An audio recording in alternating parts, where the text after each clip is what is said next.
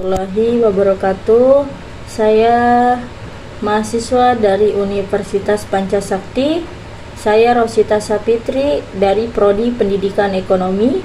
Di sini saya akan menerangkan tugas UTS dari mata kuliah dasar pendidikan ekonomi dan bisnis. Dengan materi bagaimana kita menanggapi atau menanggulangi perekonomian di tahun 2023 yang akan mendatang. Di sini saya akan menerangkan tugas dari dosen pengampu, yaitu Ibu Nadia Rista, SPD, MPDE. Di sini saya akan menerangkan tentang perekonomian di tahun 2023 yang akan mendatang. Semakin besarnya perekonomian di tahun 2023, dan di sini saya akan membahas itu di akhir tahun 2022. Bagaimana tidak terdeteksi kalau 2023 itu akan meningkat perekonomian, karena dari sini pun kita sudah tahu bagaimana ke depannya. Dengan naiknya suku bunga yang tinggi dan inflasi yang sangat tinggi, itu sudah menerangkan bahwa perekonomian di tahun 2023 itu sangat naik. Dan kita sebagai warga negara Indonesia, khususnya para kalangan yang di bawah perekonomiannya yang kurang bagus, sebaiknya kita lebih berhati-hati dalam menyikapi atau menanggulangi perekonomian kita di rumah, khususnya untuk ibu-ibu warga negara atau para anak muda yang suka berpoya-poya atau berhambur-hambur. Sebaiknya ditunda dulu, karena kemungkinan di tahun 2023 krisis ekonomi akan meningkat. Ini bukan hal tentang sok tahu atau bagaimana.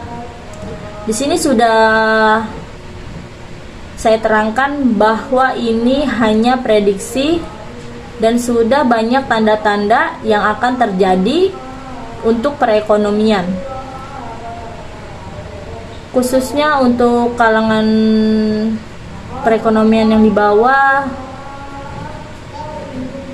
Cobalah untuk berhemat terlebih dahulu agar kita tidak terlalu pusing dengan keadaan, karena semakin krisisnya ekonomi, semakin pusing pula kita menghadapi perekonomian yang sekarang apa-apa serba naik, serba tinggi, harga-harga di pasaran atau bahan pokok untuk kehidupan kita sehari-hari itu semakin naik, harganya semakin tinggi.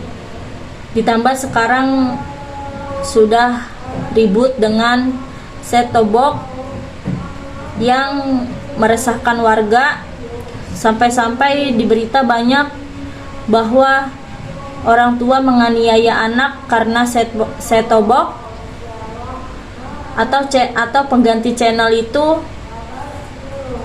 yang pada dasarnya itu sangat penting bagi warga-warga kalangan bawah yang suka menonton TV, untuk khususnya para anak-anak. Banyak berita-berita tentang orang tua menganiaya anak karena anak menangis untuk menonton TV pun dia susah, karena anaknya pengen nonton TV tapi orang tuanya belum mampu untuk membeli itu, set-top box itu. Tapi pemerintah tidak memikirkan bagaimana nanti kedepannya untuk para warga negara Indonesia yang perekonomian di kalangan bawah. Pemerintah tidak memikirkan dampak-dampak negatif Mungkin dampak positif bagi orang-orang kalangan atas atau perekonomian yang baik, dia sih oke-oke aja. Tapi kalau untuk para kalangan menengah ke bawah, itu sangat meresahkan. Semoga pemerintah kedepannya tidak ada peraturan-peraturan yang merugikan masyarakat di kalangan menengah ke bawah, agar di sini tidak ada terjadi masalah-masalah lain, dampak-dampak yang merugikan. Ditambah sekarang dengan adanya outsourcing atau yayasan, banyak karyawan-karyawan yang mengeluh semenjak ada outsourcing, mereka tidak ada pengangkatan karyawan atau mencari pekerjaan susah. Apalagi yang baru lulus sangat mengeluh, mencari pekerjaan sekarang susah, harus pakai yayasan atau outsourcing. Sedangkan masuk outsourcing pun itu susah, gak semudah membalikan telapak tangan. Dan sekarang banyak harapan-harapan karyawan-karyawan itu musnah seketika dengan adanya outsourcing itu, dan dampaknya sangat merugikan masyarakat di kalangan tengah ke bawah. Semoga pemerintah mencabut outsourcing atau yayasan-yayasan yang merugikan karyawan-karyawan yang sudah hidupnya lebih baik. Tetapi semenjak adanya itu, semuanya jadi ambiar seketika.